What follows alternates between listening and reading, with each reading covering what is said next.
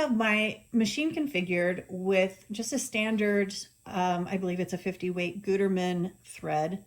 I have a universal 7511 needle, and I have you can't really see it too terribly well here, but I do have a white heart raw applique on this piece. And I set my blanket stitch, which is stitch number 45 on my machine. I set the stitch length for 3. The standard, remember, is 2.5, and that's kind of tight, and that's good for a smaller piece, but this is a slightly larger piece. So I set the width for 3, and I went ahead and left the width for 2.5 mils, which is standard. So I have a 3 mil stitch length that I'm going to put on here, and a 2.5 mil width. And we'll see what that looks like real quick here. Notice what I'm doing here. I am setting this up so that my needle, the first needle drop, is going to be just to the outside edge of my raw applique. And then what's going to happen is the stitch, the bar, is going to go to the inside and tack it down.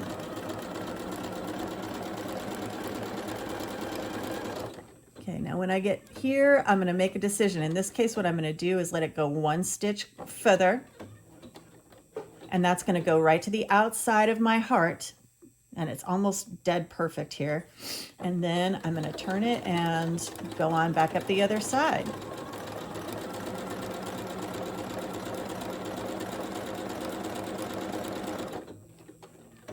And kind of being careful as I get to these curves, slowing it down a little bit, making sure it stays right where I want it to stay. And I notice that when I notice my fabric is starting to catch, I lift my foot and just turn it a little bit. So I'm going to lift my presser foot here and do that again. And just take your time. Boink.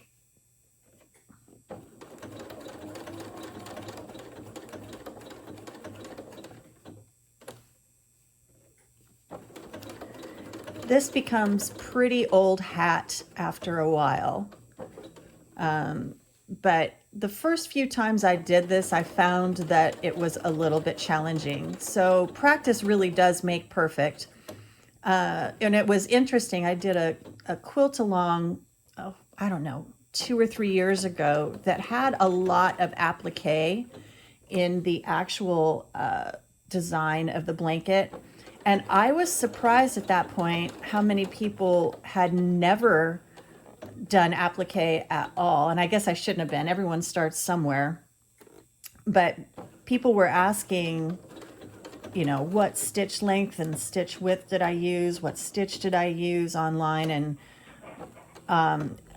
they found it really useful to play around with that. I think one of the applique pieces was a bat, and there were a bunch of them. There were a bunch of bats. It was a Halloween quilt. And as you can imagine, bats have a lot of turns on them. And so doing an applique on a bat is really tough, especially a raw applique. Doing a blanket stitch on that was not the easiest. And you did have to experiment to find the right combination for that particular application. All right, so we're coming to the end of this.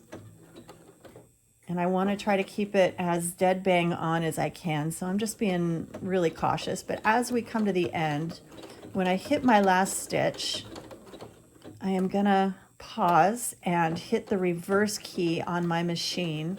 And you can see how it tacks down. Okay, so one more stitch here, and I'm going to let it come back to the outside. Okay, stopping there, making sure it's lined up, hitting reverse, and then letting it go on back. And it's done. And there you have it. So that is a standard blanket stitch. I made the slight adjustment of making the stitch length a little bit longer so that there's more space between each of the bars. But that is how you tack down raw applique. Of course, if you're doing other kinds of applique, like fusible applique or reverse applique, You can use a lot of different stitches, and you can use a lot of different stitches on this too. If you have a mind to do a decorative stitch on the edge here, nothing says you can't. I have just found that doing straight stitches on raw applique has a tendency to leave the edges open and available for, they can get pulled up, they can get all hairy from use, or when you after you've washed it, even if you're really careful when you wash it, even if you wash it by hand, the applique has a tendency to fray. So doing this helps to prevent that. And there are other decorative stitches that you can use as well that will do an equally good job of preventing it. A straight stitch won't do that for you though. So just some things to keep in mind, design considerations.